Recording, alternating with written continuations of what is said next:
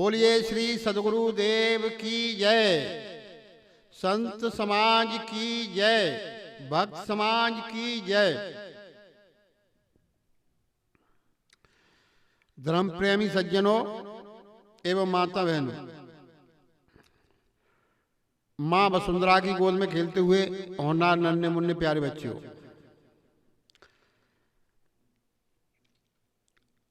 सत्संग में सभी लोग आते हैं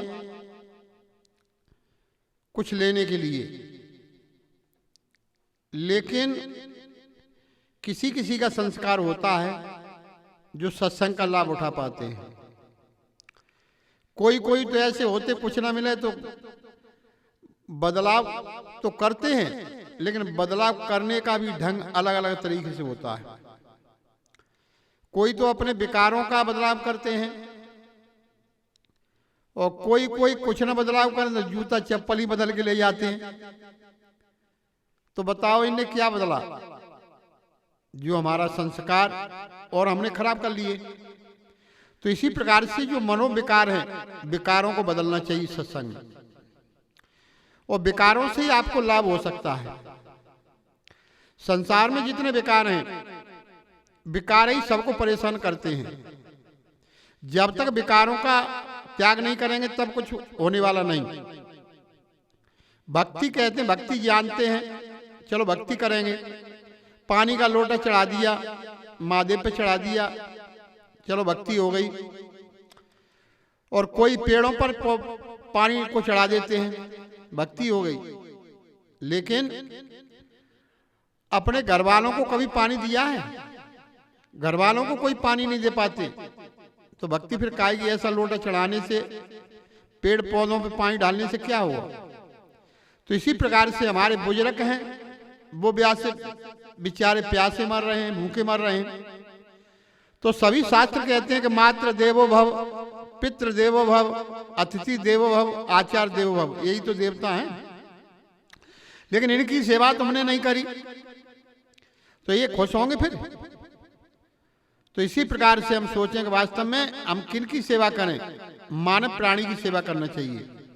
मानव प्राणी देवता होता है, लेकिन कोई आज तक ये न समझे कि हम इनका दिल दुखाएं। अगर इनका दिल दुखा दिया तो तुम्हारी सब भक्ति बेकार हो गई। भक्ति मानव के प्रति होनी चाहिए, तो कभी झगड़ा नहीं होगा और न किसी से लड़ाई बैर भाव बनेगा। तो हमारी भक्ति बन जाएगी। भक्ति बन जाएगी तो फिर आपका बैराग भी सफल हो जाएगा। तो बात तो कुछ और है, हम समझते कुछ और। तो जब तक हमारी भक्ति सच्ची होगी तभी बैराग हमारे प्रेरित होता है। अच्छा, और भक्ति हमारी अधूरी है तो बैराग भी नहीं होगा कि दोष दृष्टि जबई भई तब उपजा बैराग। संसार से दोष दृष्टि हो जाएगी तभी तो बैराग उत्पन्न होगा, लेकिन कहां समझ पाते लोग। तो इसी प्रकार से हम समझे कि वास्तव में संसार में कुछ यहां से ले जाने वाले कुछ नहीं है, कोई चीज जा नहीं सकती है। और संसार की जो चीज है हम कहते हैं हमारी चीज है। ये संसार की चीज तुम्हारी नहीं है, तो बेजाती सब छूटती है, लेकिन तुम ले जाना चाहते हो। तो साहब ने कहा है कि नौमन सूत ओरजनी सुरजा जन्म जन्म उर्झेरा, कहीं कबीर सुनो संतो पद का करो निवेरा। तो नौमन सूत के जाल में आदमी जब फंस जाता है तो ये जाल सबको प्रेरित करता है। तो नौमन सूत से आदमी सुलझ नहीं पाता है। तो नौमन सूत क्या है? ये नौमन सूत काम है, क्रोध है, लोभ है, मोह, अहंकार है, मद मत्सर, राग देश, छल कपट, ईर्षा, मद मत्सर, यही इसी जाल में तो आदमी अटका हुआ है। शब्द रूप रस स्पर्श गंध मन चित्त बुद्धि अहंकार, इसमें तो अटका हुआ है। लेकिन इसको हम नहीं इसमें से सुलझ पाते हैं। देखो ध्यान रखो,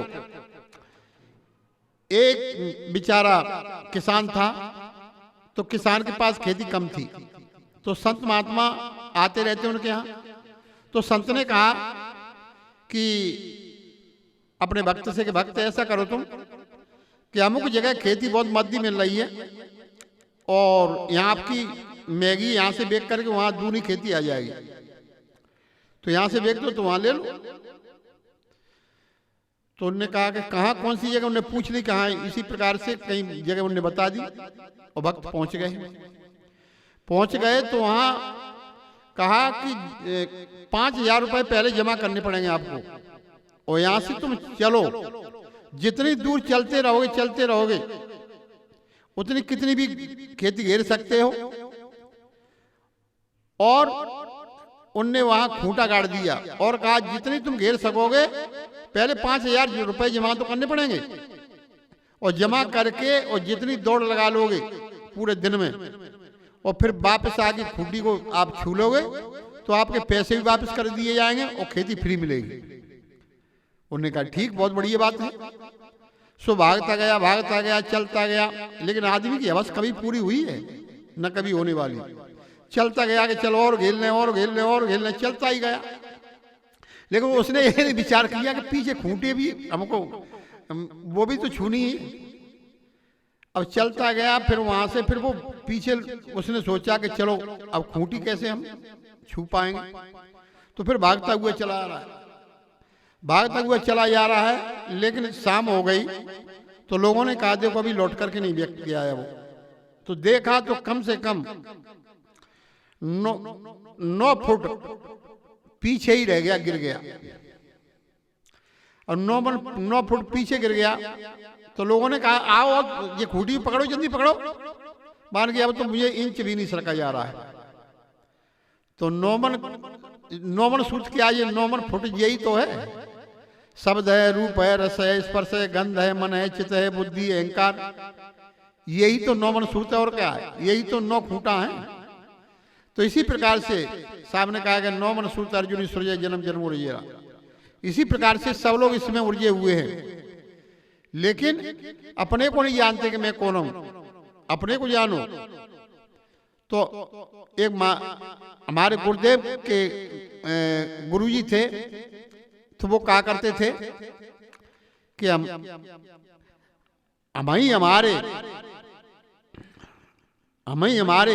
और कोई हमारा नहीं।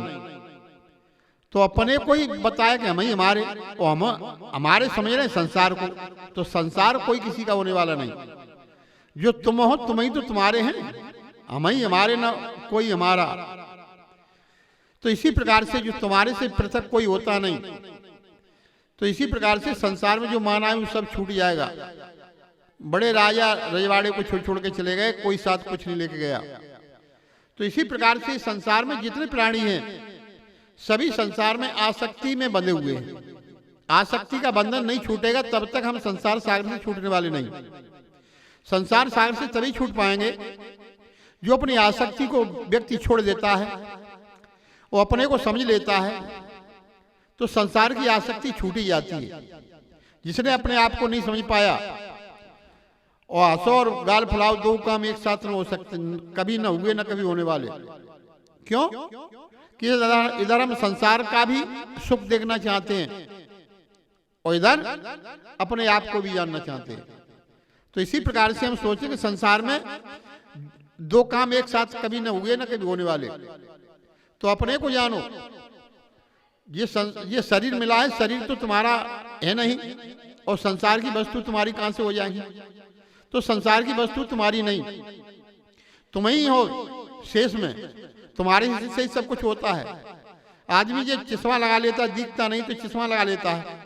अब बताइए आप, चश्मा देखता है कि उसकी, अगर उसकी सत्ता नहीं होगी तो चश्मा देख सकता है? ये क्या है? ये तुम्हारे उपकरण है। चश्मा तुम्हारा उपकरण है, तो चश्मा के माध्यम से आप देख रहे हो, लेकिन सत्ता किसकी है? सत्ता आपकी है। मुर्दा की चश्मा लगा दो तो मुर्दा को दिखेगा? नहीं दिखेगा। तो इसी प्रकार से सत्ता आपकी है, आपकी सत्ता से सब कुछ हो रहा है। जो तुम्हारे उपकरण हैं, तो उपकरणों को तुम सत्य मानते हो, उपकरण कभी सत्य होने वाला नहीं। ये शरीर है, शरीर भी तो एक उपकरण है। इंद्रियां हैं, उपकरण है। चित्त बुद्धि है, अहंकार है, ये उपकरण है।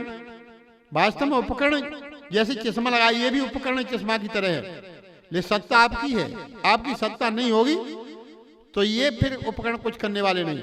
तो इसी प्रकार से उपकरणों को समझो, अपने आप को समझो, उपकरणों को छोड़ करके वो अपने आप पर आओ, तो कोई किसी का नहीं, वो ही शेष में बचे, वो ही तो सत्य है, वो ही आप हैं। तो समझ लो कि हम संसार सागर से पार हो जाएंगे। इन्हीं वाणी पर विराम। प्रेम से बोलिए श्री सद्गुरुदेव की जय।